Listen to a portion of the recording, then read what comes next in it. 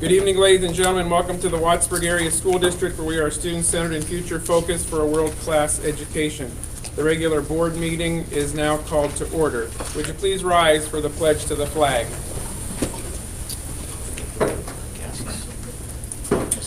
Mrs. Barone? Right. I'm sorry. Did you bring some guests? I do have students with me, yes. I have with me students that participated in our WQLN Reading Challenge. Super. And so if any of those students, come on over here, guys. We'll be introducing them during our principal report, and they'll help lead us through the pledge. Ready?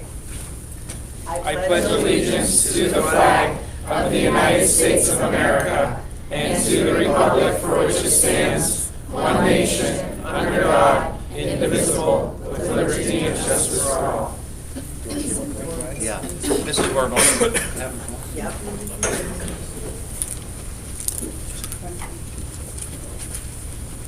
They come right here, we'll have Come them. on up. Come right up here. Here I go. We have a nice certificate for you and a flag. Thank you for leading the pledge tonight. Good job. There you go. Good job. And let's go this way. Thank you very much for leading our pledge tonight.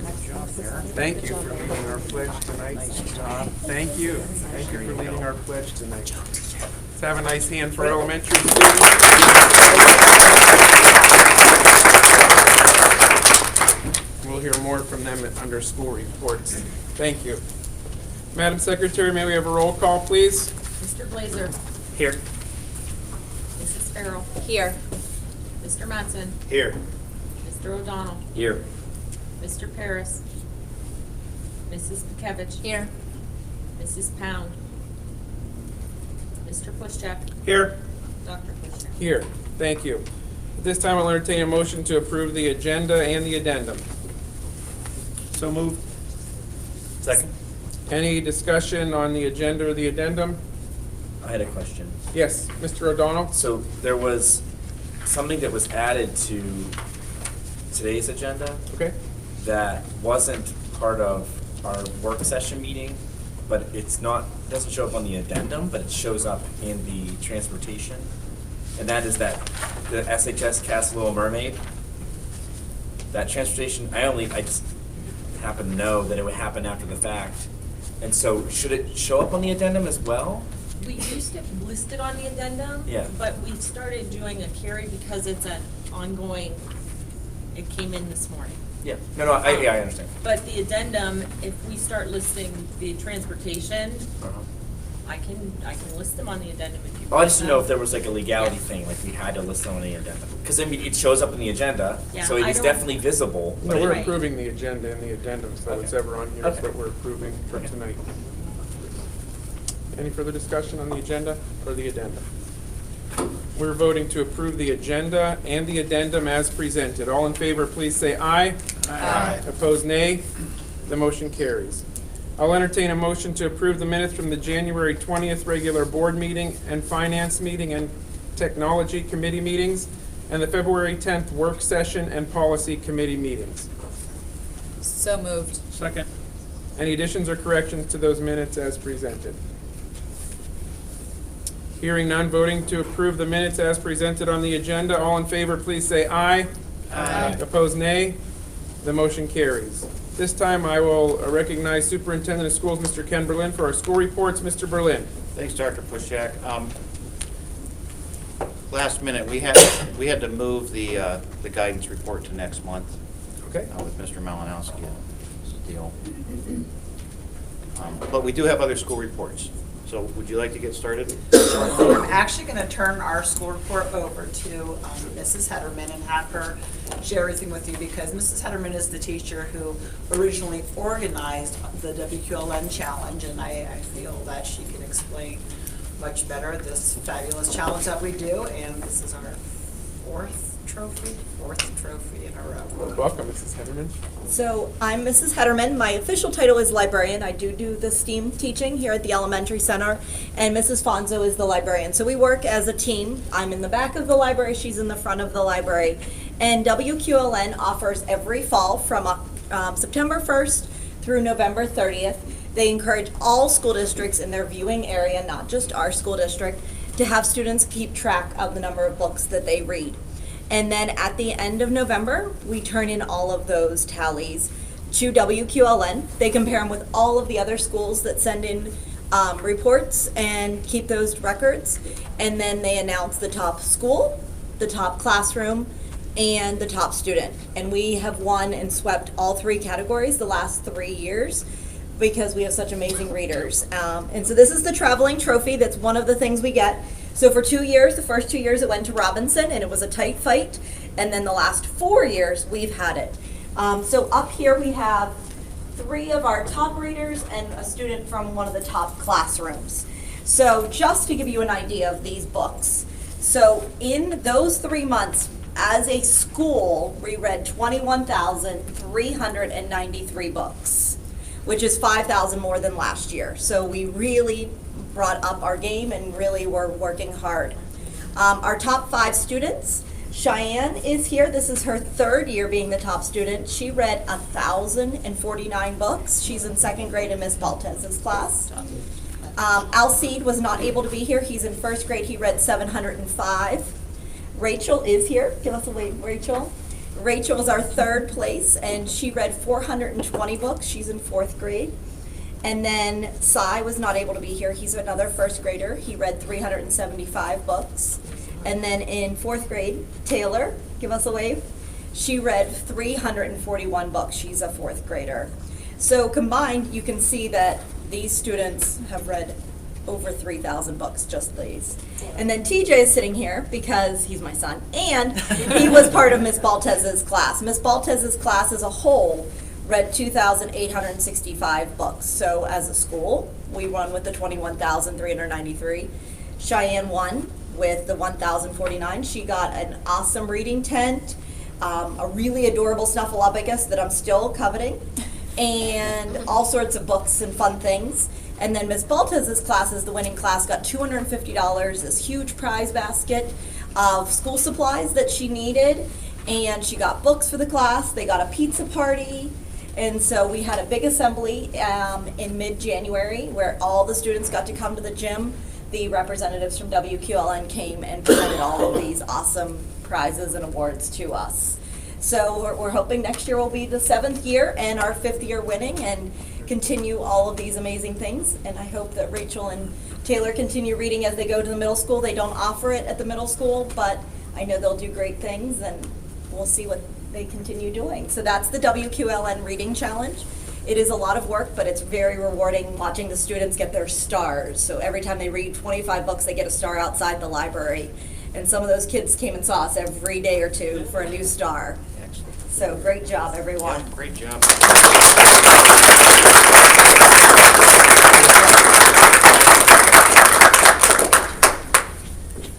All right, so some other good news at the elementary. You may have seen in the news that the elementary for the 2nd year in a row is a distinguished Title I school. We received Title I funding to support our readers, our new readers that need extra help. And there's about 920 or so Title I schools designated in Pennsylvania. The Department of Ed selects the top 15%. So a little over 100 schools have been recognized for their outstanding academic performance. So Mrs. Barboni, we have something for you and Mr. Calabrese in the office to commemorate that. So this is a plaque that says 2020 presented to the Wattsburg Area Elementary Center, and you are a Title I distinguished school. All right, so you can display that.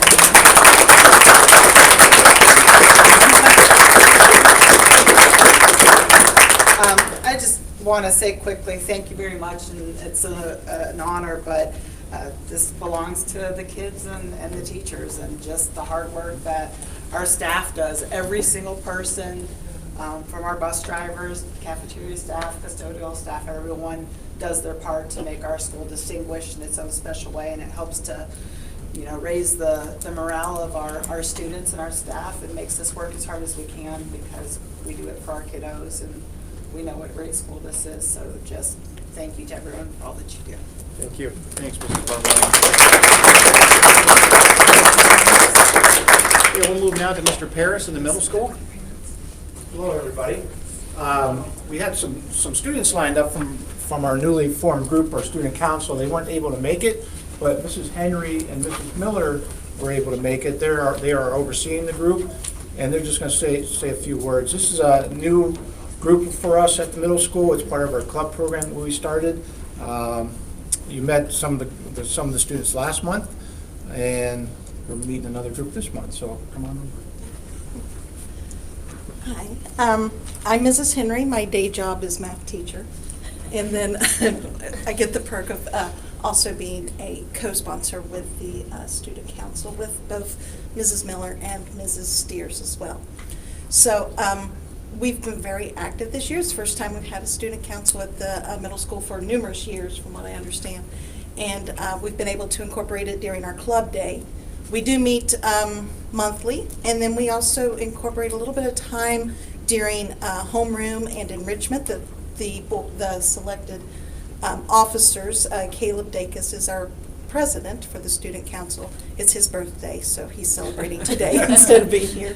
But he's our president for the student council, and they've been very busy.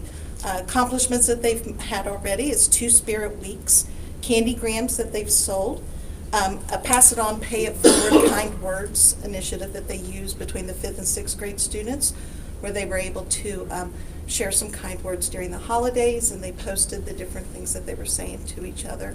So the students are the ones that's controlling all of this. They're creating the flyers, they're writing the announcements, and they're making the announcements in the morning. It's all student-led, so we're very proud of what they've accomplished so far.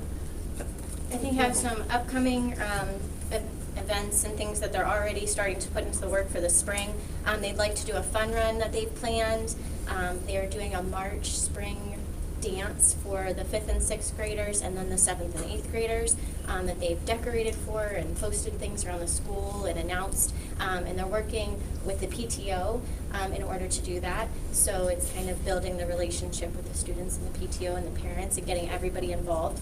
And then they're hoping to do a spring Easter candy gram sale and a spring dance as well. So the students are working really hard. We're excited that this is a new club and program that the students are running and taking charge of. So we're really proud of them. And it includes grades 5 through 8. About how many Yes. kids? About 20. About 20 kids, 5 through 8. So it's hitting all those grade levels too. They've elected 5 officers at different roles, and they're embracing that. We did a small election within the just the student council this year, but we want to incorporate the entire school next year, let them get the feel of what does an officer do. We've encouraged them to come see a meeting led by seeing those different roles. That would also be encouraged. Okay, very nice. Thank you for serving as Excellent. advisors. Thank you. Thank you. Appreciate it. And then Mr. Engler from the high school, Seneca. Yeah, so it is my pleasure to introduce some talented individuals from the high school who are part of the cast of Little Mermaid. Now, this is something that's pretty foreign to me. Growing up, I wasn't involved in plays or musicals and anything like that. And just so in the course of doing kind of what I do after school, I've kind of gotten a front row seat to go sneak in on some of the rehearsals and stuff like that. And one of the things that strikes me about this is, as an athlete, you get to go out and perform, a couple times a week or once a week or whatever, and everything that they're doing, they're working just as hard, but they get one weekend to shine. And so that, just seeing what they're doing has kind of struck me about that. I would encourage you, if you haven't been in the auditorium, go take a look at the stage. I mean, Mr. Peterman and all the stage crew are doing an awesome job as well. And so I think they're going to do a performance for you tonight, give you a little sneak peek of what they've been working on as well. Hi, I'm Savannah Anderson. I'm a biology teacher at the high school, and I am the director of the musical. And tonight you guys will be the first to have a preview of Under the Sea. So let me gather up the crew.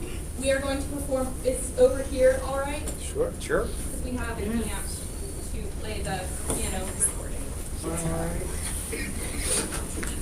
Our students have worked so hard. I am incredibly amazed and proud of them. I've been involved in theater and music my whole life, and these kids are truly wonderful. It is a blessing to work with them.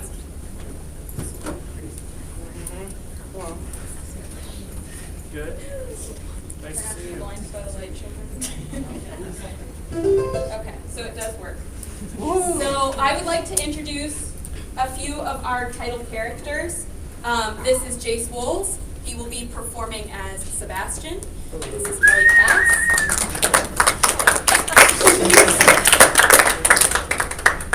This is Kelly Cash. She will be performing as Ursula. Bryn Teft is Ariel. And we have, I'm not going, well, actually, I could, never mind. Amy Newcomer is Flounder. Faith Bartlett is Scuttle. Christian Walter as King Triton. And we have so many other awesome characters that you're just going to have to wait for the show. Hi, I'm here. And we have Avery, who is the star. All right. Practically. Coming around, ladies and gentlemen, coming around will be Mrs. Yostin after this with a little flyer telling you how to purchase tickets for the musical. We hope to see you all there. And now I'm going to turn it over to Jace to lead Under the Sea.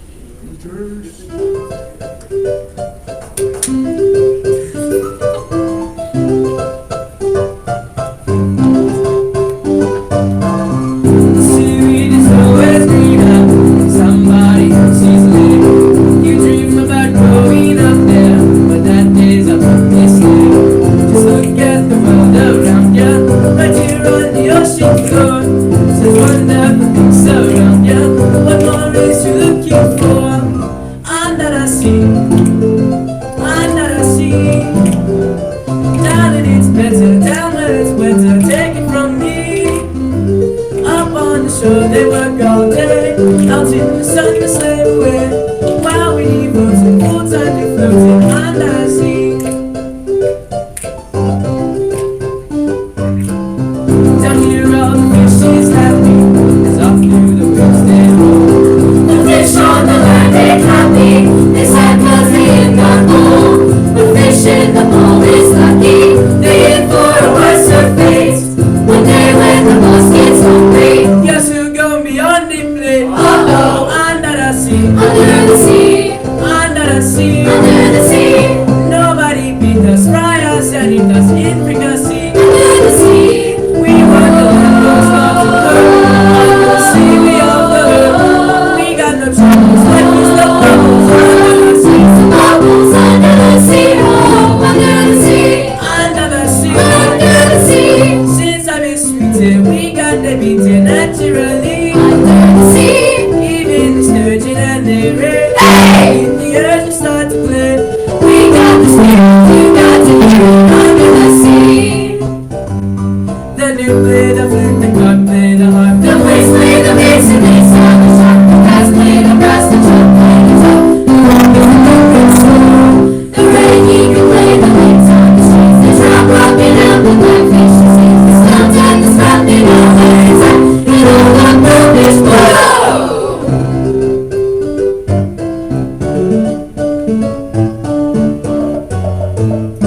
Under the sea, under the sea, under the sea. When the side breeze it's music to me.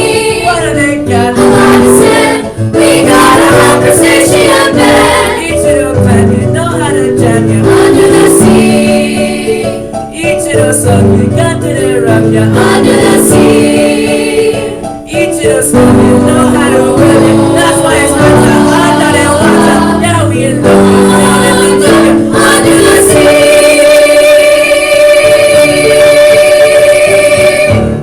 Woo!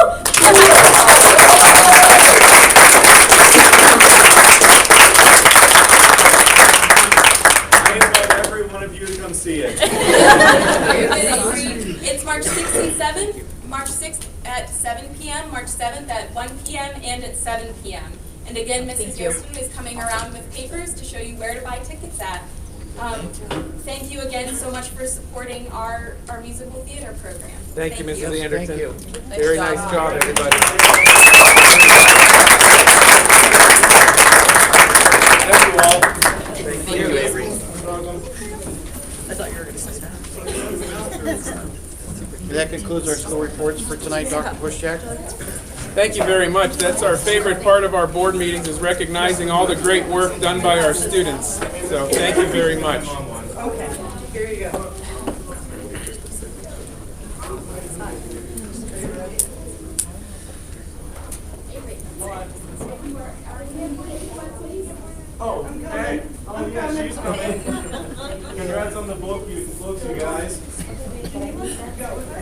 That was really appreciative. Thanks for having us. Yes, thank you. Thanks for coming, that was great.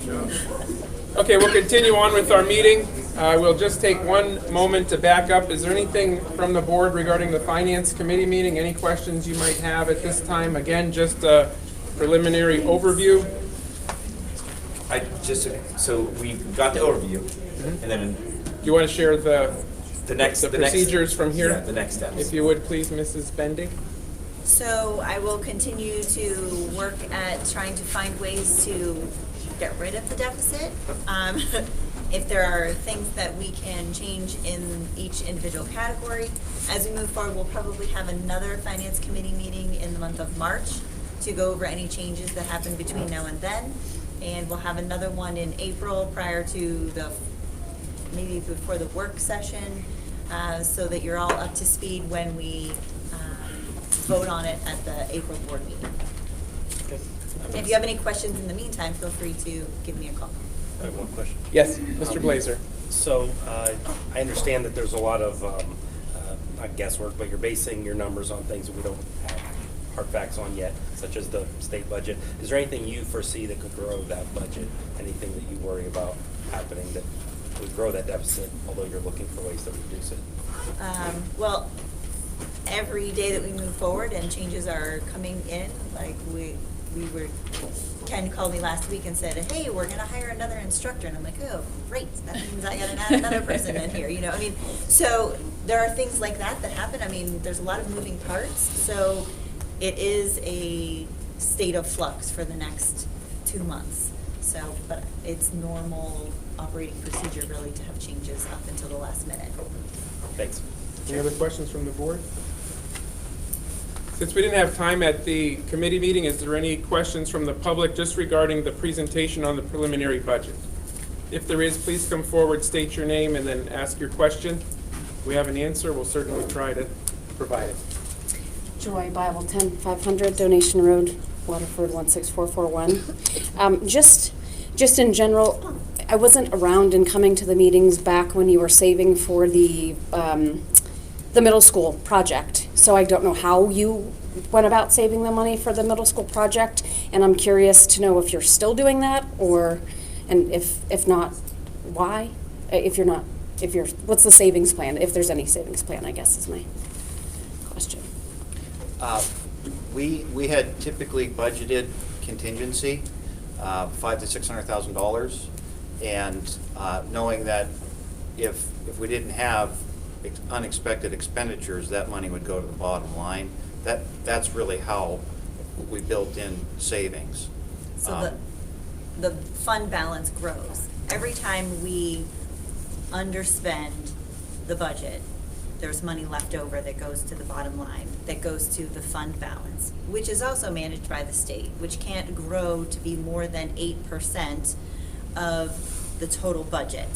So at the end of the year, when we have money that goes into unassigned fund balance, there's a recommendation to move the unassigned fund balance greater than 8% to a committed fund balance that the board votes on, that they decide, we're gonna set this money aside for this purpose. So a couple months ago, we had a presentation from the auditors on what we had $240,000 that went into our unassigned fund balance. So over the next couple of months, we'll have a recommendation to move, actually, it's in tonight's agenda, to move money to a committed fund balance, basically using that leftover money to say, we need to have money set aside for this purpose. So in short, we overestimate expenses and underestimate revenue. Okay. And and one other comment, just about the special ed, I realize it costs the district a lot of money. I work for the Barber National Institute, and General McLean has a program currently that houses kids with special needs and behavior issues, if you will. But that's all funded by the Barber National Institute, and I can only imagine that if General McLean keeps those 7 kids in that classroom, there must be some kind of kickback somewhere along the way if those kids are at that school. But our BNI staff are going to that school. I don't know if you know, I don't know all the ins and outs. I'm just saying that there must be some type of monetary profit, I would think, from on a General McLean standpoint. Why would they why would they keep the kids there? Yeah, I'm not familiar with As long that. as, I'm just trying to find a way to I'm help not this familiar whole. with that program. I can tell you that,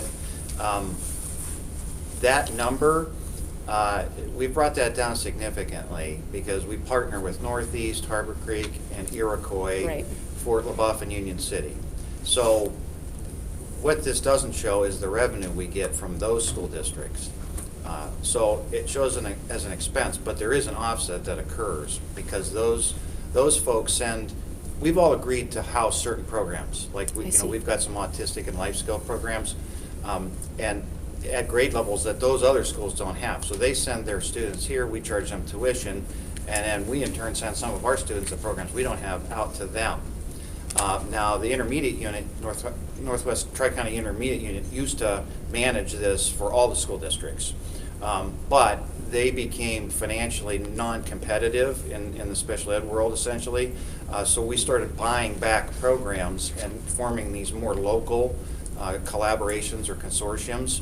And I mean, I wouldn't even, it's got to be at least $250,000 to $300,000 annually. We've reduced our special ed expenses just through working with those few local school districts around here. So do we end up paying, so I know that we, like if one of our kids goes to Northeast to their program, then we would pay Northeast, is that how that goes? We would pay So them what tuition. happens when Northeast can't meet that, I have few have come into my program at BNI, so Northeast couldn't meet their needs, and so now they're at the Barber Center and we're meeting their needs or attempting to. Do we pay the Barber Center? How does that work? So we pay the Barber Center, all school districts would. I would be surprised if General McLean isn't paying the Barber National Institute. Maybe, I don't know, I was just tuition, thinking, because why would it be there if they I know that we weren't? do, I know Northeast does, I know Harbor Creek does, I know. Now, Barber National Institute, they get subsidies from the government to offset costs. So the tuition they charge us is less than it would be if they weren't receiving those subsidies. But it is a tuition-based program. Okay, that's all I have. Okay, Thank you. Thank you. Any other questions regarding the Finance Committee meeting? Okay, thank you. That'll bring us to guests and citizens' comments this evening. All visitors will be recognized and directed by the board president. We have one person that has signed up to be on the agenda. The second person has asked to have his name removed. So Lori Zomzel will have 10 minutes. Welcome, Mrs. Zomzel. Thank you. So I have multiple topics to discuss tonight, so I have a written agenda for myself here to follow. The last time I spoke at the board meeting, it seemed to cause some consternation when I brought up the fact that the financial audit that had been presented at the work session was made available on the Pro Voices Facebook page prior to it being approved by the school board meeting last month. I sort of recognize that. I know it was started to be explained to me that wouldn't be available until it was approved, until I said that it actually was available. So I sent a right to know request, and I asked for all email communications between Mr. Berlin and the admin of the Pro Voices page who had published it. So this is what I want you to know. I have copies of that. So the day of the work session, Monday, January 13th at 2 p.m., she sent an email to Mr. Berlin that says, I see that the audit for fiscal year 2019 is on the agenda to be approved next week. May I have a copy of that via right to know, please? So the response to her is time-stamped at 2:06 p.m., so it was 6 minutes later, and Mr. Berlin says, attached. This is in preliminary form currently as the board has not yet approved it. In theory, changes could be made prior to board approval, however, that is not likely. So this didn't happen through the right to know process. I think it's important for the board members to recognize that. This is a process that's in place for a reason. I can assume, and maybe Ms. McClure could make it clearer to you, that it's probably there to protect this school district and this board because of potentially what can be distributed or what could or shouldn't be distributed. This does not appear to have followed that. I also want the board to think about what that means. I saw each of the board members actually hand your copy back. Dr. Pushchak said at that meeting that it was the first time you all were seeing that, and I have no reason to doubt what he was saying. I saw you all hand your written copies back in, I presume, so that it wouldn't get out publicly to the public, and yet there it was on a Facebook page a day and a half later. before you had even approved it. So not only did the public have it before you approved it, the public had it before you even saw it. And I would take umbrage at that if I was a member of this school board. I think you should feel disrespected that your superintendent feels supreme enough in his position to assure a member of the public that no changes will likely be made. I feel like this is an indication of how little he thinks of your influence or your opinion in these matters. And the total disregard for official processes that are put in place by this board.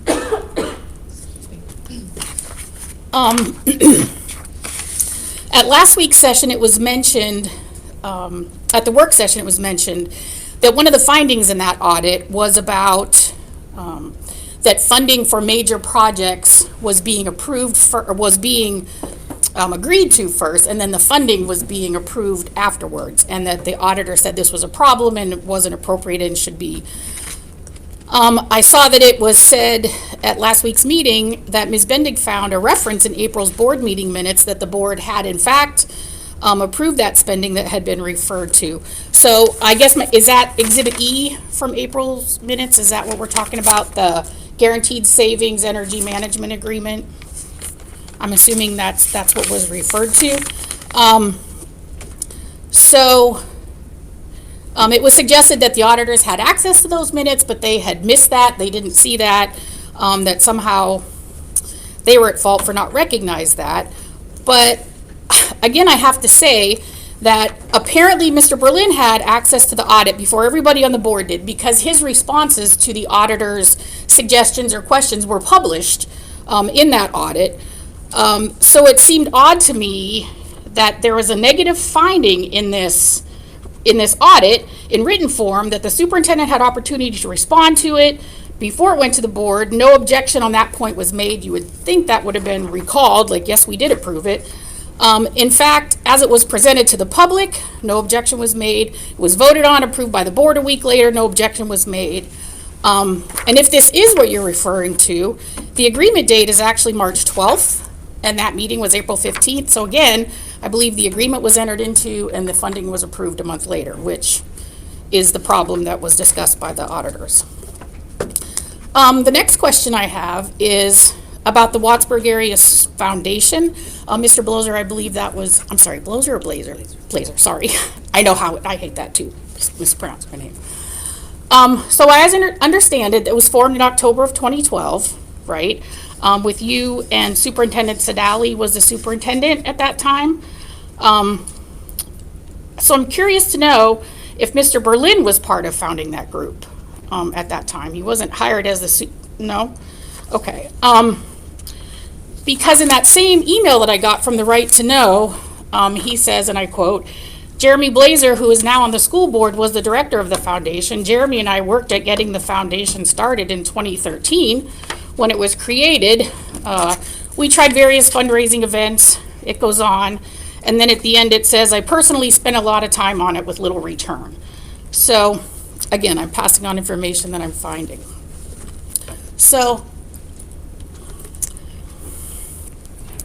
now I'd like to address you, Dr. Pushjack, and the comments that you made to me at last month's board meeting.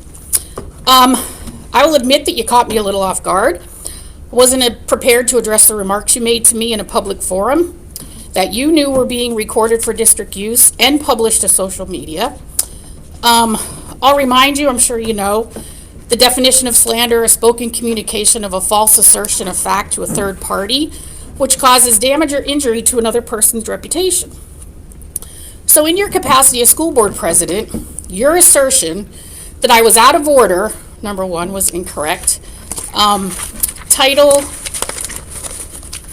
let me find it here. Troy, do you have my copy of that? Oh, I got it, never mind. Title 65, the Sunshine Act, Chapter 710.1, Paragraph C.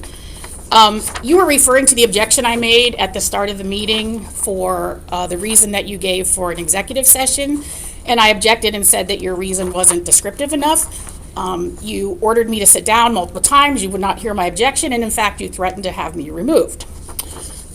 The next meeting, at the end of my comment session, you said that I was out of line and out of order, and that the only time a citizen could object was during comment time. 710.1, paragraph C. Any person has the right to raise an objection at any time to a perceived violation of this chapter at any meeting of a board or council of a political subdivision or an authority created by a political subdivision. You're welcome to that. Thank you. If you didn't know that, I believe you should have known that. You are the leader of a school board, you're the president, and it's been your job for 7 years to be sure that this board follows Title 65.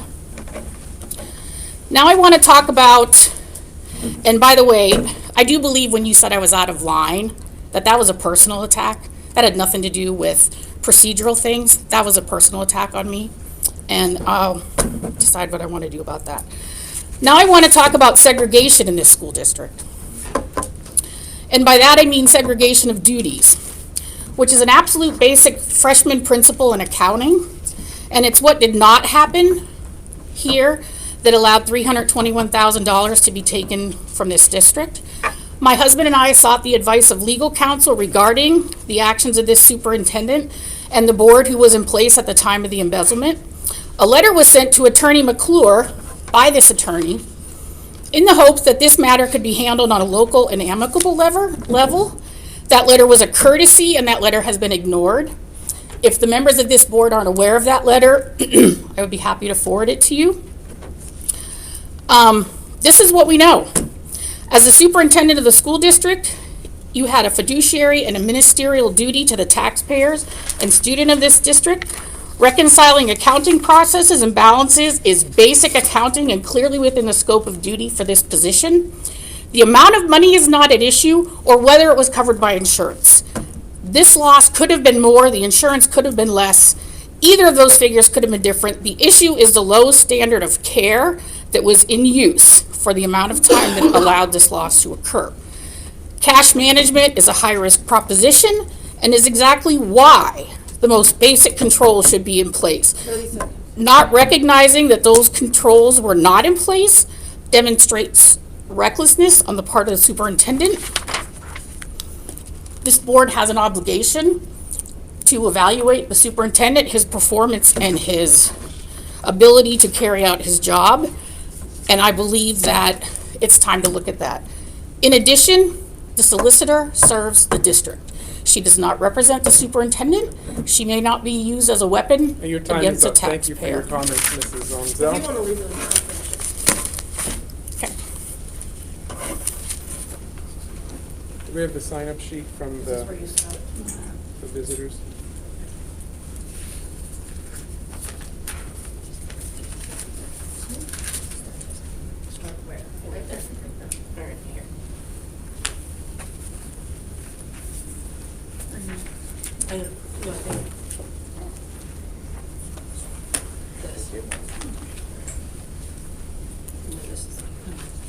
We have 3 people that have signed up to address the board that will be afforded 5 minutes. The first one is Jody Gray. Mrs. Gray, welcome.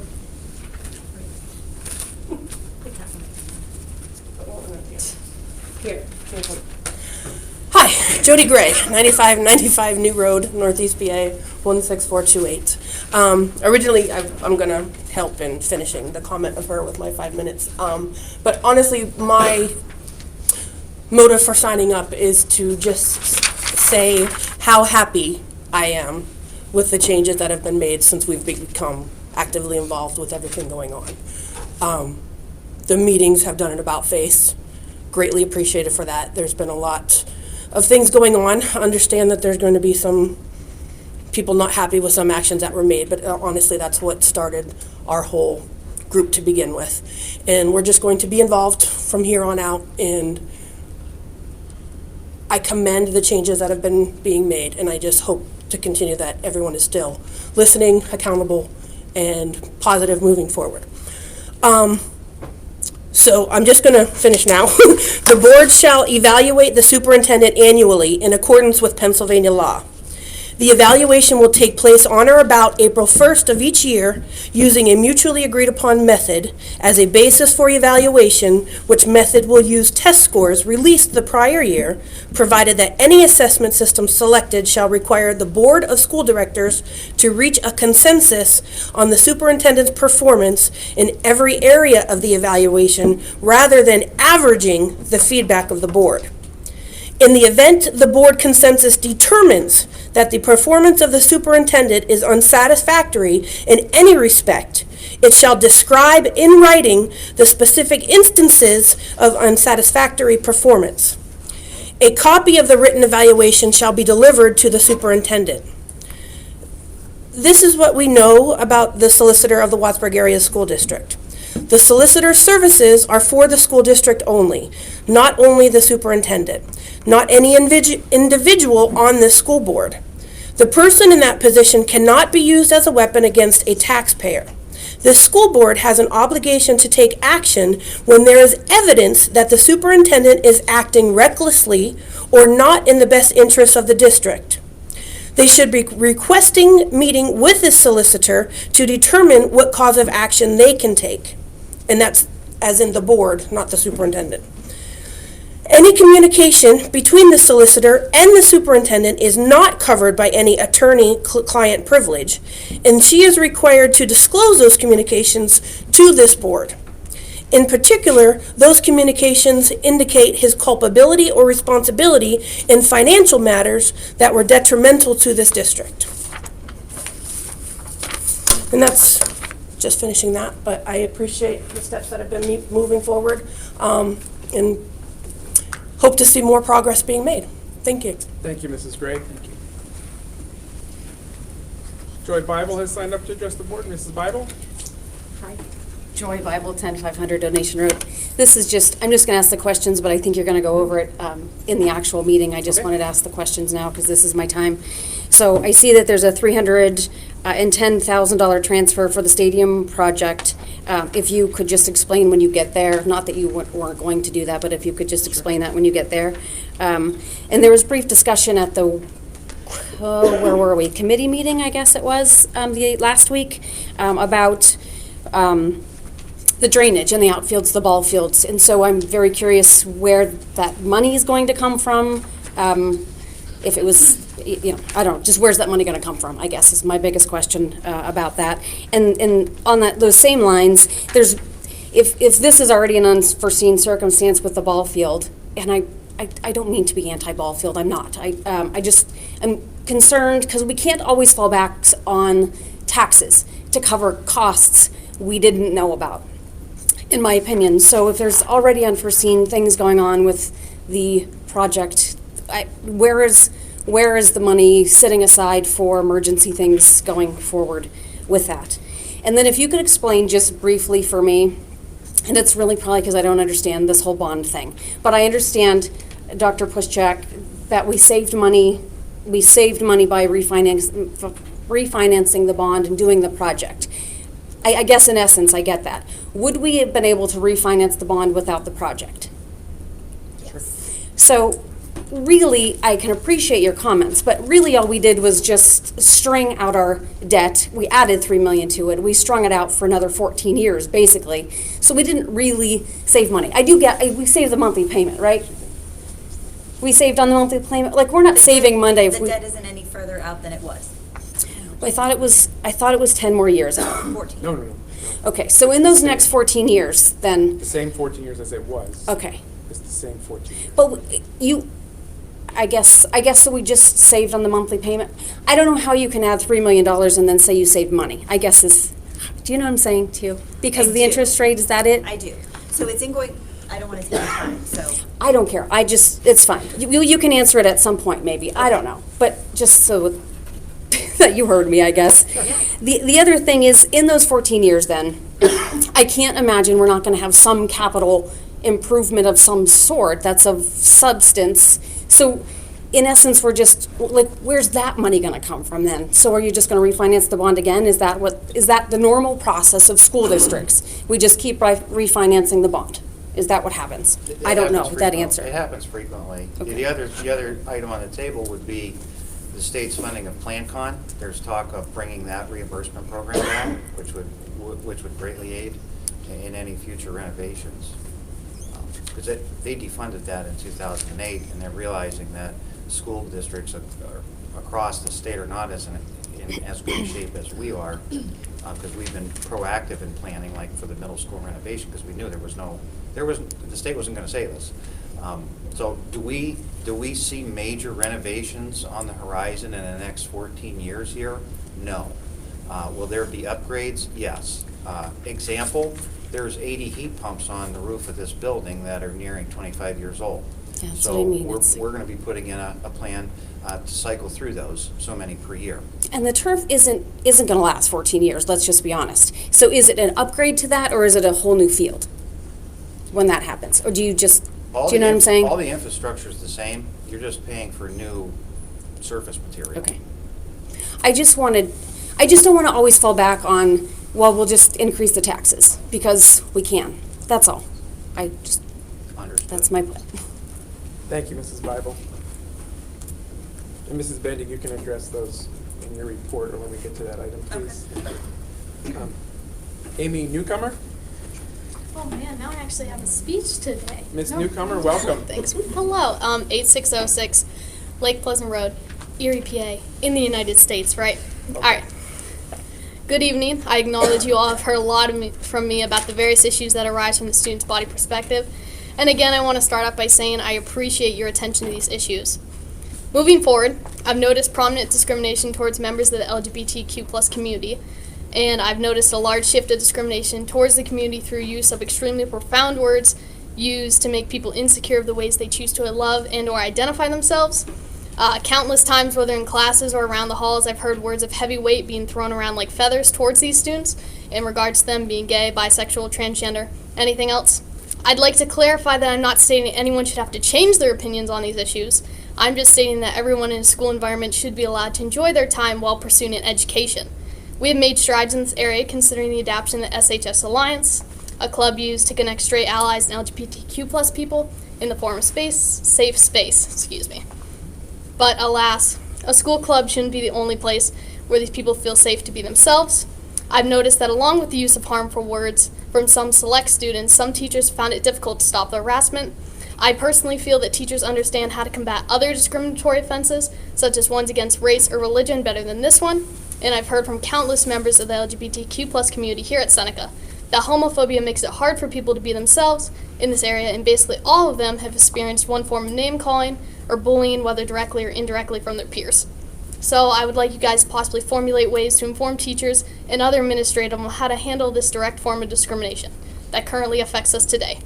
Learning more about current forms of discrimination could greatly impact the school's overall well-being. Again, thank you for your attention. That's all I have. Thank you very much. Thank you.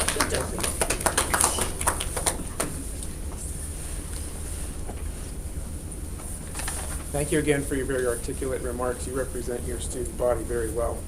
Thank you.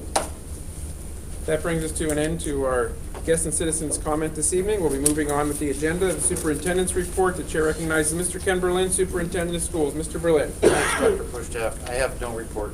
Thank you, Mr. Berlin. Moving on to the business administrator's report. The chair recognizes Mrs. Vicki Bendig.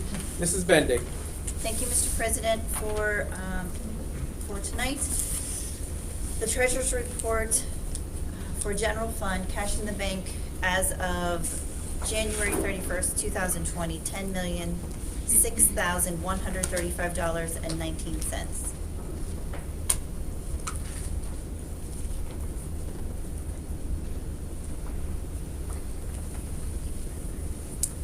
And I have a year-to-date budget to actual report that I'd like to share.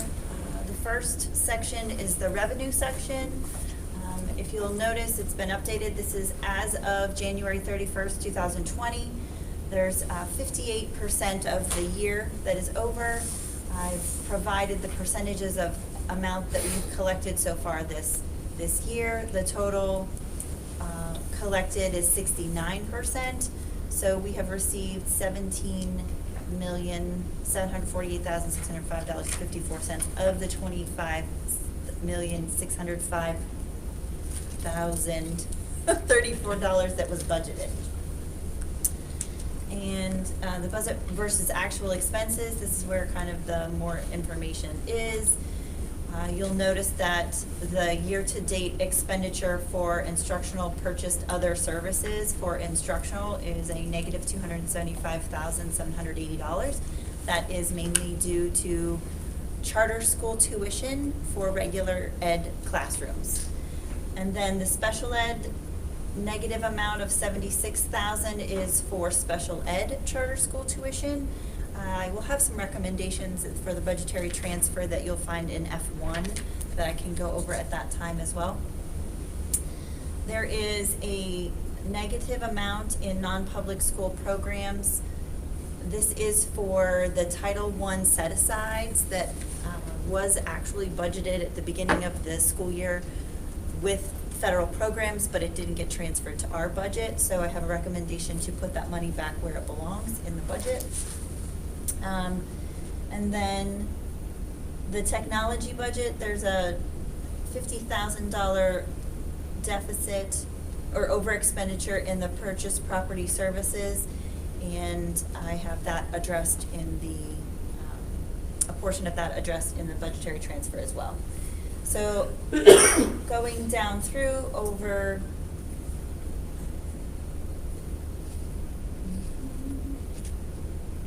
at the end of the report, it shows these existing site improvements at $150,000. That was the $150,000 that was approved to pay for the engineering services for the athletic complex. That will be covered by the bond issuance once it closes. So I'm just going to leave that there for now. And then the suspense accounts, those are, that's okay, those are amounts that will be spread out and expended over the actual expense accounts for workers' comp and unemployment compensation at the end of the year when we get to the end and we know exactly where it has been spent. So only 42% of the budget has been spent. We've had $10,808,000 of expenditures of the $25,605,000 budgeted.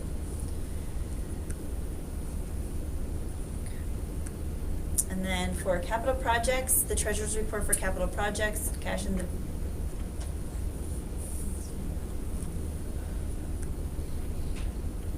the bank as of January 31st is $1,889.51.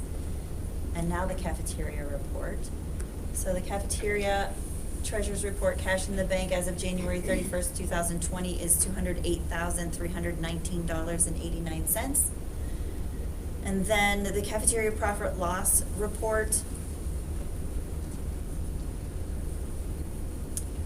This is very much the same as the budget versus actual, other than this is monthly and year-to-date expenditures. So revenue for the month of January, $70,823.81 for each one of those categories. And you'll notice that last year at this time, the revenue to date was only $54,000. So that right there shows that we've had increased usage for increased sales for breakfasts and lunches. And then the expense portion, total expense is $52,919.76, and if you'll compare that to this time last year, $60,950.86. So we're trending in a positive direction in that way. Net profit for the month, $17,904.05, which is a loss for the year of $65,723.62.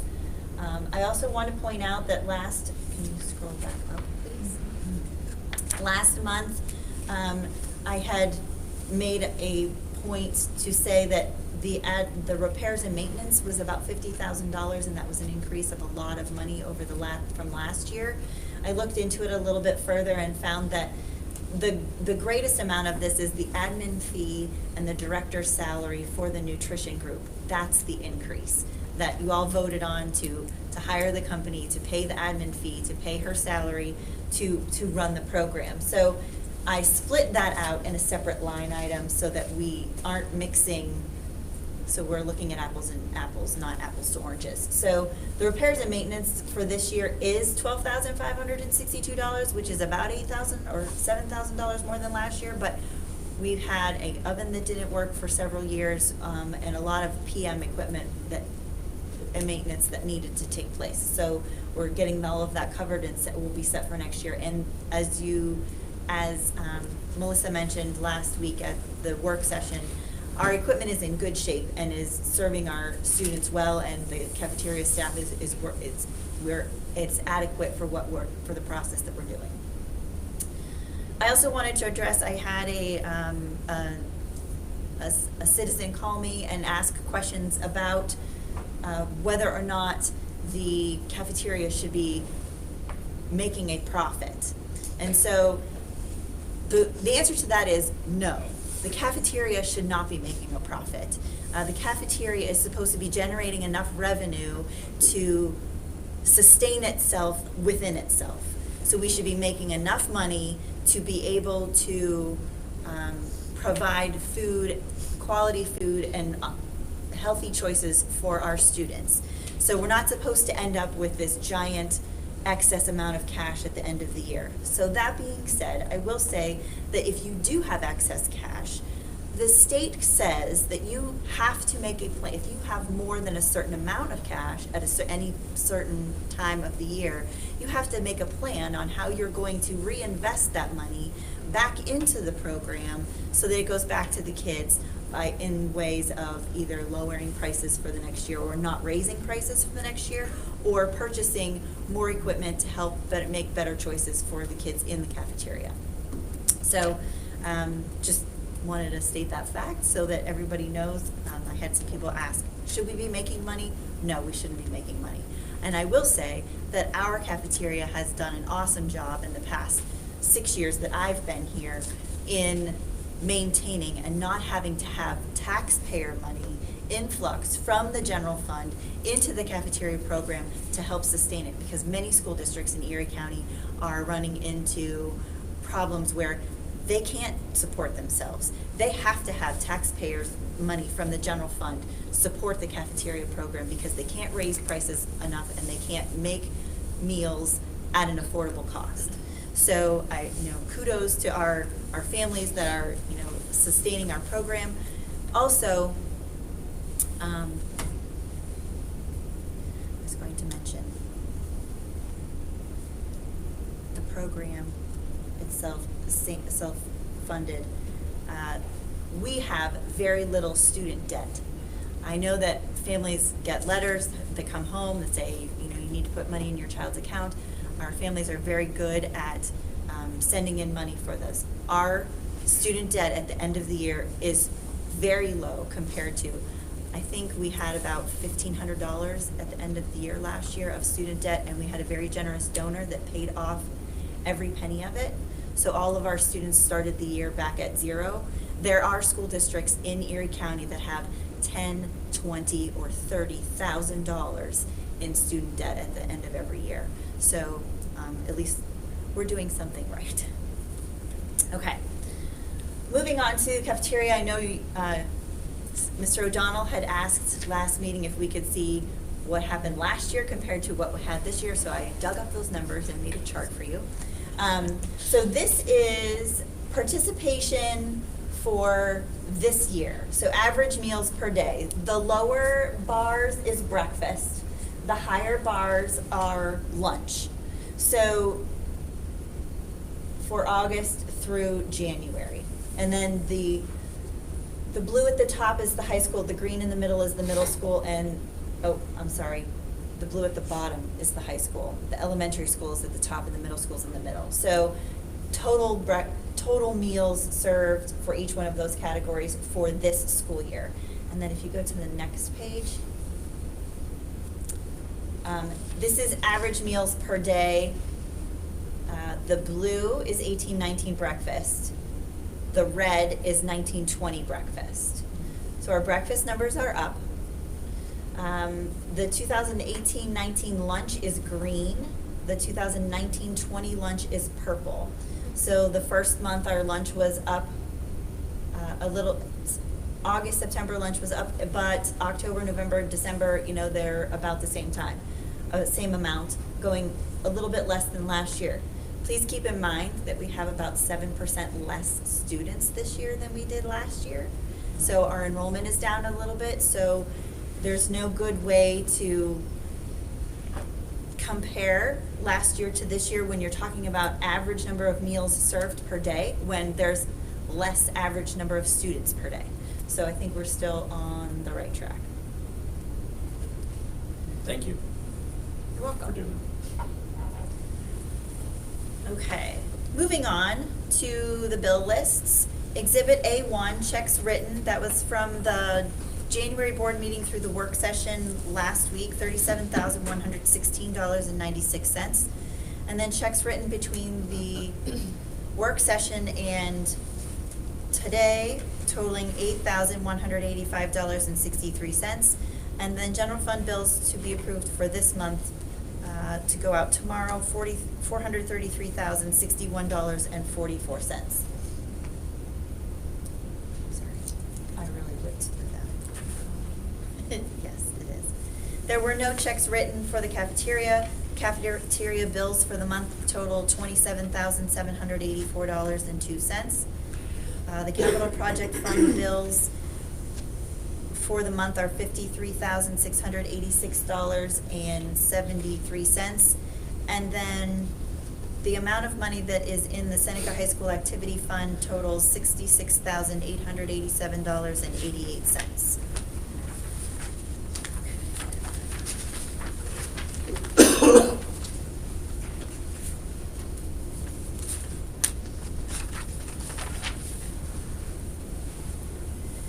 Mrs. Bible had talked about the refinancing of the bond. I did want to point out that the refinancing of the bond not only saved us money in the long run, but allowed us to finance the athletic complex.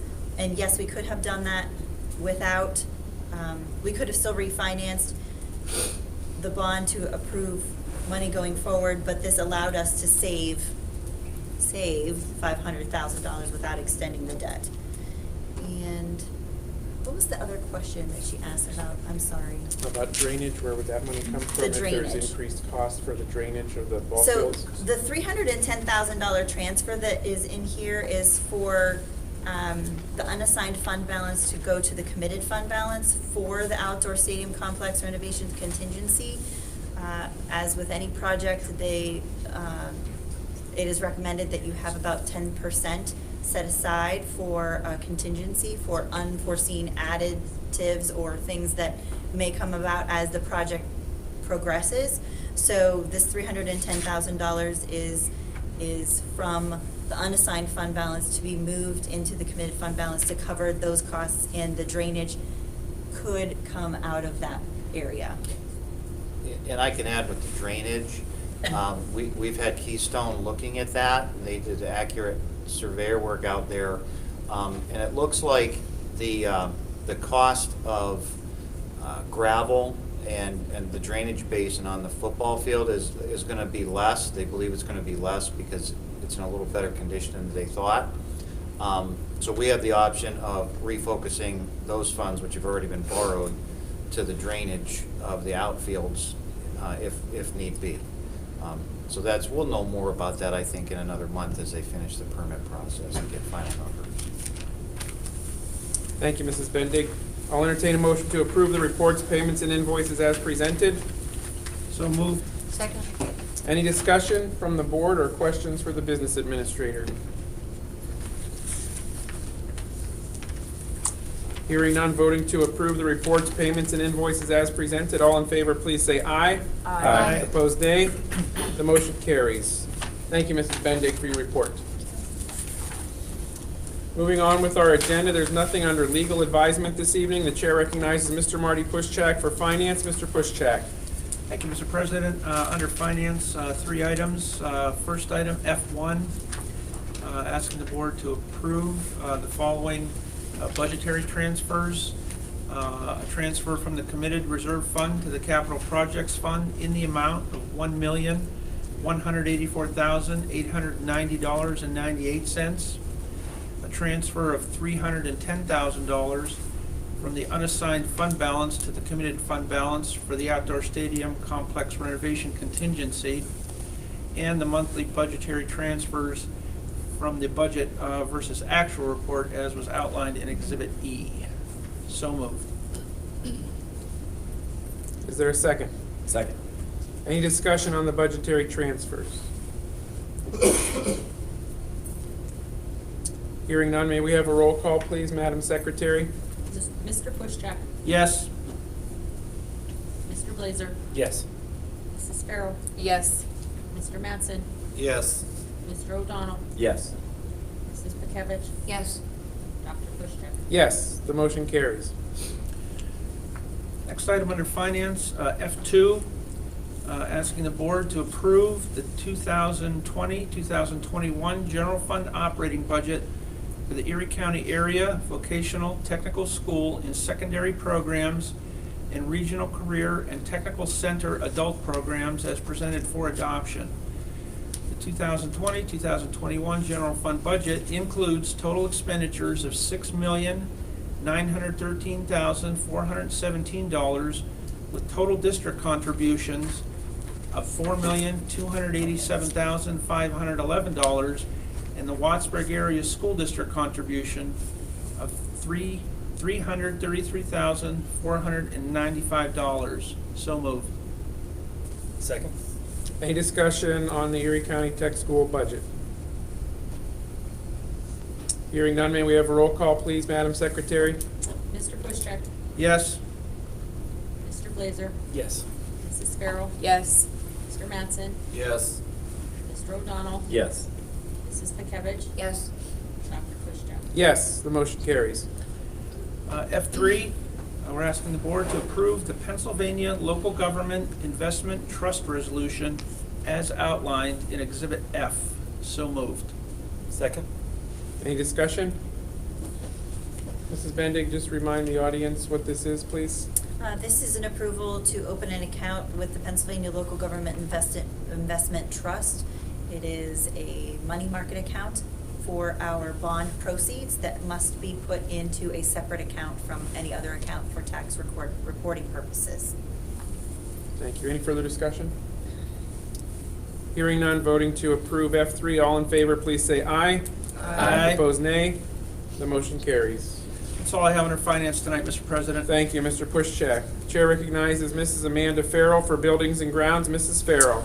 Thank you, Mr. President. 2 items this evening under Buildings and Ground. B1, the Javelin Runway and Ball Field Walkway, and B2, the Student Choice Field Color and Center logo. Is there a second? Second. Any discussion? I have a question, Mr. Yes, President. Mr. Blazer. So my understanding from our work session when it was presented on the Student Choice Field Color Center logo was that the students, as were asked, had a vote on what they chose out of a couple different options. My understanding is that was the 7th graders on up, older, they got to vote on that. I know I've heard from students that I'm very close to that had expressed they did not get a choice. So just wanted to express that was one thing that was brought to my attention. I did not know at the time.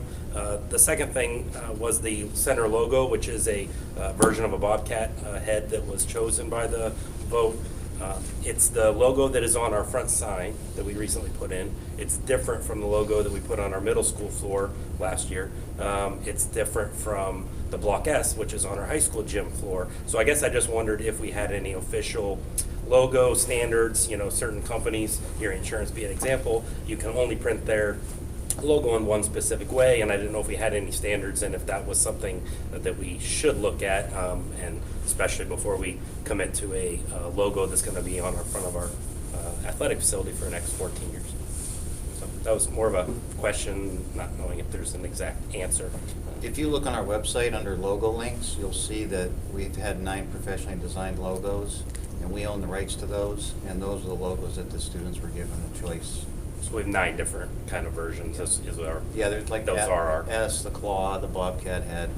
They're all of them. Okay. And we own those. Okay. Yeah. So, and the staff's been informed, encouraged to use those logos that we had commissioned. Okay. Thank you. Any further discussion? Hearing none, voting to approve B1 and B2 as presented on the agenda. All in favor, please say aye. Aye. Opposed, nay. The motion carries. Thank you, Mrs. Farrell. The chair recognizes Mr. Jeremy Blazer for personnel. Mr. Blazer. Thank you, Mr. President. We have 5 items under personnel. P1 is to approve Kelly substitute additions. They're listed on the agenda. I motion to move them. Is there a second? Second. Any discussion on P1, Kelly substitute additions? Hearing none, all in favor, please say aye. Aye. Opposed, nay. Motion carries. P2 is for appointments, personnel appointments that are listed on the agenda, as well as additional appointment on the addendum. I motion to approve. Second. Any questions or discussion on P2 appointments on the agenda and on the addendum? Hearing none, voting to approve, all in favor, please say aye. Aye. Opposed, nay. The motion carries. P3 is for some conference requests on the agenda listed as well as on the addendum. I motion to approve. Second. Any discussion on the conference requests? Hearing none, voting to approve P3 conference requests on the agenda and the addendum. All in favor, please say aye. Aye. Opposed, nay. Motion carries. P4 is a motion to approve tuition reimbursement as listed in the the attachment Exhibit I. Is there a second? Second. Any discussion on tuition reimbursement? Hearing none, voting to approve P4. All in favor, please say aye. Aye. Opposed, nay. Motion carries. Finally, P5, approval of a leave request as identified in the agenda. I motion to approve. Second. Any discussion on the leave requests as presented? Hearing none, voting to approve P5. All in favor, please say aye. Aye. Opposed, nay. The motion carries. That's all under personnel, Mr. President. Thank you, Mr. Blazer. Chair recognizes Mrs. Amanda Farrell for policy. Mrs. Farrell. Thank you, Mr. President. One item under policy this evening, P1 as the first reading of the policies outlined below for changes and modifications as presented. Second. Any discussion on the first readings of policies as presented? Hearing none, voting to approve the first reading of policies as listed on the agenda. All in favor, please say aye. Aye. Opposed, nay. The motion carries. Thank you, Mrs. Farrell. Chair recognizes Mrs. Julie Pikevich for curriculum. Mrs. Pikevich. Thank you, Mr. President. I have 2 items under curriculum tonight to be moved for approval. First one is C1, homebound instruction, and C2 for the 2020 prom date and location. Is there a second? Second. Any discussion on C1 or C2 under curriculum? Hearing none, voting to approve C1 and C2 as presented. All in favor, please say aye. Aye. Opposed, nay.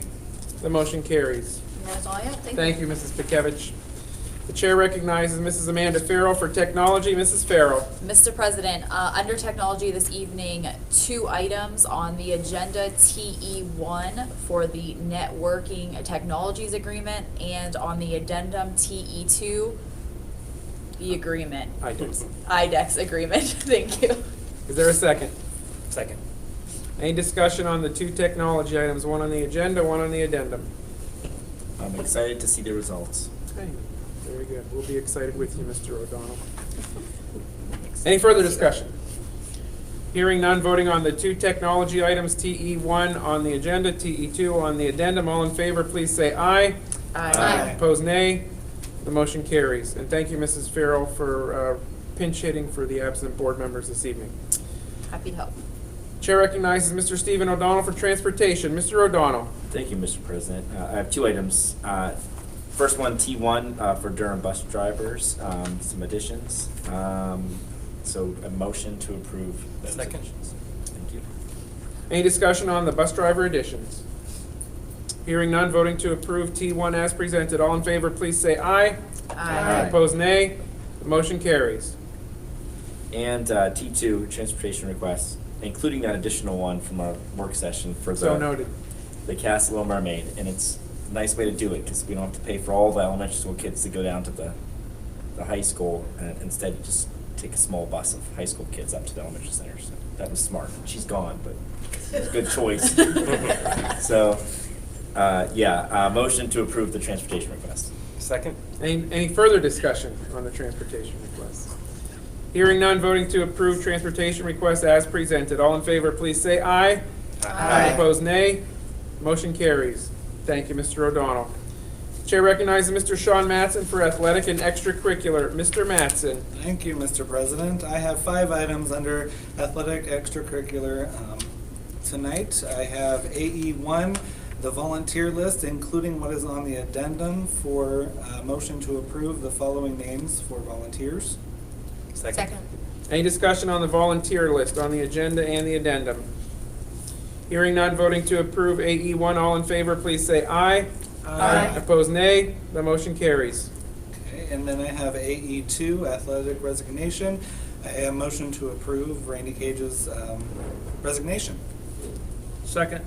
Any discussion on AE2 athletic resignation? Hearing none, voting to approve. All in favor, please say aye. Aye. Opposed, nay. The motion carries. I have AE3, which are open positions. I am a motion to approve the openings for the football coaching positions as listed below. Second. Any discussion on opening of the football positions? So last week, I believe it was Mrs. Pound wanted to know exactly how many positions. So typically, when the head coach of a sport is appointed, then we open the positions below, and then they make recommendations. So they have, a staff that's committed to their program. So that would be the entire football staff, top to bottom.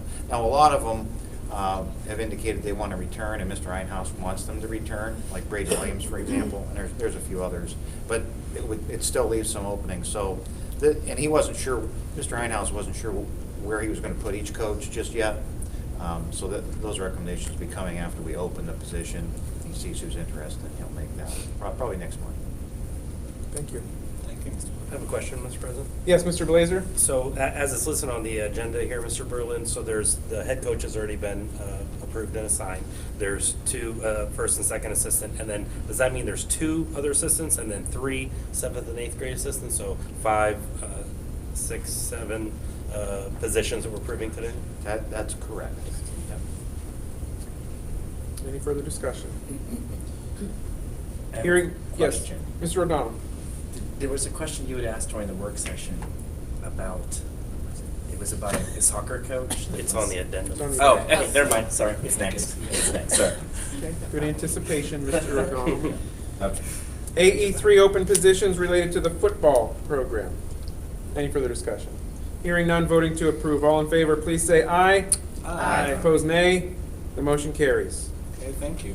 AE4, including what is on the addendum, the athletic appointments with a motion to approve Brandon Williams as the new track and field head coach, and then the addendum is Kim Brain as the girls soccer second assistant, junior high school, step 1. Second coach. Any discussion on the athletic appointments? Hearing none, voting to approve as presented on the agenda and the addendum, AE4. All in favor, please say aye. Aye. Opposed, nay. Motion carries. And then the last, I have AE5 is organization of extracurricular clubs. Motion to approve everything stated below, included Exhibit Y. Second. Any discussion on the organization of the Seneca High School History Club? Hearing none, voting to approve. All in favor, please say aye. Aye. Opposed, nay. Motion carries. Thank you, Mr. Mattson. Mr. President. That's all. We have one item under miscellaneous. I'll entertain a motion to approve the Therapy Dogs United Visit Agreement. So moved. Second. Any discussion? Hearing none, voting to approve M1 as listed on the addendum. All in favor, please say aye. Aye. Opposed, nay. The motion carries. That brings us to Erie County Technical School Report. The chair recognizes Mr. Steve O'Donnell, our board rep. Mr. O'Donnell. Okay, so they talked about their budget, which we approved, which came over here, and so we did admit. Then they talked about the renovations that are coming up. And they said that they gave their initial pass, the architects, and then they're gonna be a second pass because they are putting in some adjustments based off of feedback. So at some point, that cost is gonna be pushed, I'm assuming, down to the districts, and that's gonna be a relatively large expense. So I don't know exactly when that's gonna happen. They haven't talked about that. I don't know if, Ken, if you know, if they've talked about that at all, about when we would see that? Okay, so the answer is no one really knows. Okay. And the question mark with the renovation of the tech school, which I think they've been talking about this for 13 years now, it always comes down to Mill Creek, because Mill Creek has, well, let me back up. There's something called the Articles of Agreement with the tech school and all of its school districts that feed it. And it covers two things. It speaks to tuition and how students are billed, or districts are billed for students, but also speaks to capital projects. And they use a formula based off of the taxation ability of each school district, and that determines your share of any capital project. So our taxation ability in our community, which has very little business, we're a large bedroom community, we don't have near the taxation ability or potential that Mill Creek does. We don't have the size, we don't have the per capita income, all of that. So at the end of the day, Mill Creek right now, as the formula stands, has to bear the brunt 36% of whatever the project ends up being. Now they're talking about a $32 million project, so that would put a significant debt load on Mill Creek. They'd have to come up with a couple million a year if it's a traditional 20-year bond structure. So we've gotten to this point probably 3 times that I can remember over the past decade, and Mill Creek is always the one that says, no, we can't do it. So I don't know if I'm answering your question, but that's, you are. that's Okay, just a little bit of the history. So I've seen projections. If a $32 million project were to pass at the tech school, the impact on us, I believe, is in the neighborhood of $130,000 a year in increased debt payments for that tech school renovation. I think in all reality, it's probably going to be much less, because I just don't believe Mill Creek is ever going to pony up 36% of a project.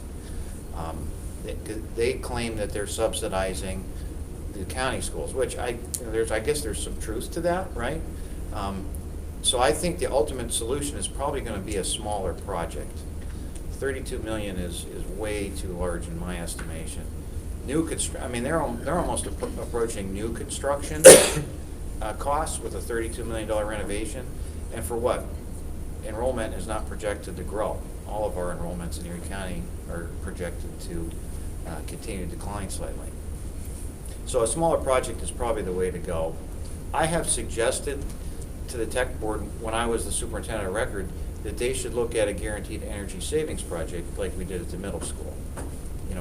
We did essentially what traditionally costs $150 a square foot for $50 a square foot.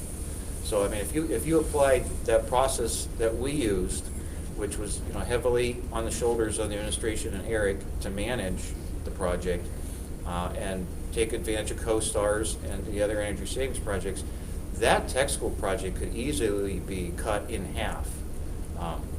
So I continue to advocate for that, and I hope that I'll do what I can. They will consider it. Yeah. At the end of the day, the way it is right now with PlanCon at the state, they say PlanCon funding, which is that reimbursement that we used to get, is coming back. I just don't see it. Now, the schools are falling apart, so money is going to come, but if you notice in Wolf's budget, what's it for? It's $1 billion for lead and asbestos mitigation. Where? Mostly in Philadelphia, which is where all our education dollars end up going. It's just a big vacuum force because of that it's such a densely populated area. Well, on a positive note, they are putting a roundabout out there, and so some money will go to tech school. They'll put it most likely in their capital funds, just so you know. We're not going to get that back probably. And then there's another thing. They applied for and got well, they haven't received the cash yet, but and if I'm saying it wrong, the PCCD safety grant? Yes, Did we apply for that grant as well? we did. Okay. It's a two-part grant. We're guaranteed $35,000 meritorious.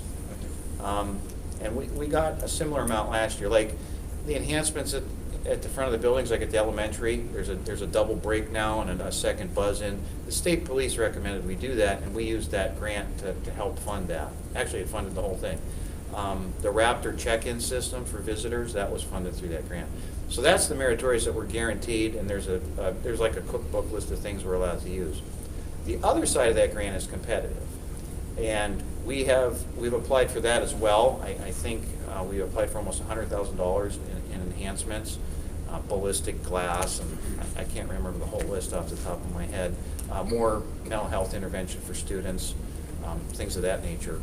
So we're supposed to know somewhere in March or April if we get some, all, or none of that. Again, last year, most of that went to Pittsburgh and Philadelphia. Very little of that competitive money, went to the smaller populated areas. We could have used the ballistic glass, the hail. Yeah, that's right. That is all I have from our ECTS meeting. Thank you, Mr. O'Donnell. Any questions from the board for Mr. O'Donnell? Good update. Yes, good update. I gave my report for the Northwest Tri-County Intermediate Unit last week. I have nothing more to add. That brings us to board correspondence and dialogue. Anything from the board? Mrs. Pikevich. Hi. I know our basketball teams, I know the girls are still in the playoffs, and I was just with a group of people last weekend from other districts, and they said that their school districts were provide a fan bus if you have an away playoff game, so that you can get a big group of kids and parents to games. I'm not sure if it's just kids or kids and parents mixed on the bus or what. I think it's free, or they might have to pay a small fee of $3 possibly to get on that bus to go, but might be something to consider We've for done school fan spirit. buses. Yeah, we've done The high fan school. buses. Yep. I used to take kids to where the girls' basketball team would play. But I don't think we do it like every time for every sport that's in a playoff. Because I know there wasn't one for soccer. I don't know about the boys' basketball team had a game in Greenville. I don't think there was one for I that. know- So I was just saying maybe we could just, We've been it's kind of like when there's Yeah. interest, we do it. If enough people say, hey, we'd like to do it, we try to do it. The last time I tried doing one, before I left, there weren't enough kids to sign up to make that we could do it. So at that time it was basketball. But I'll talk to the high school administration about seeing if there's interest. yeah. Well, it's a different group of kids too, so if that happened a few years ago, I know there's a lot more school spirit with the freshmen and sophomores than the older kids, so maybe you'd get a different group of kids that are willing to go. Even the 7th and 8th graders, I can. And the Anything seventh, else eighth from the graders board? coming up, yeah. Mrs. Bendig. I just wanted to address, we're talking about PlanCon. I wanted to note that in the executive summary that I provided for the Finance Committee meeting, that there is a line item that is mentioned in the revenue category that's called rental reimbursement. Rental reimbursement is our PlanCon money coming in. So for next year, rental reimbursement is going down $20,000.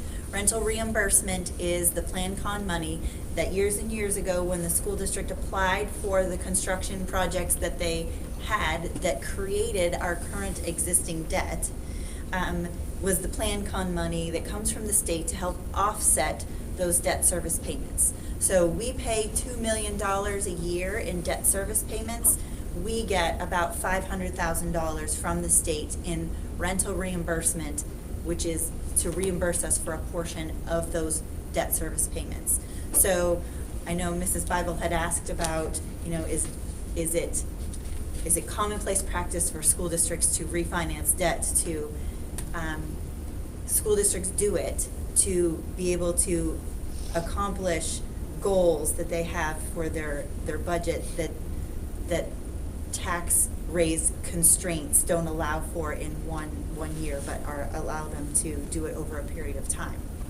So our Williams renovation project was done on a cash basis. There's no PlanCon money out there, so there was no benefit for us to borrow money.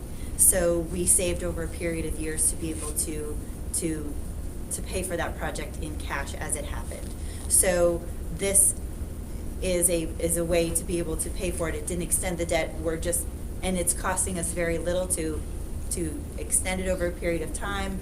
So yeah, there's payments, but we didn't have to come up with $3 million tomorrow to be able to do it. So going forward, if there's building projects, if there's something that is foreseen that we need to do, we can certainly put a line item in the budget in the contingency plan to help build the savings so that we have additional monies going to the bottom line to put in the committed fund for projects going forward. Thank you, Mrs. Bendick. With the lack of Plan Con coming up, but hopefully it opens up when we get an opportunity. Thank you. That will bring us to adjournment. I'll entertain a motion to adjourn. So moved. Second. All in favor, say aye. Aye. Opposed, nay. We are adjourned. Thank you for those people in the audience attended our meeting this evening.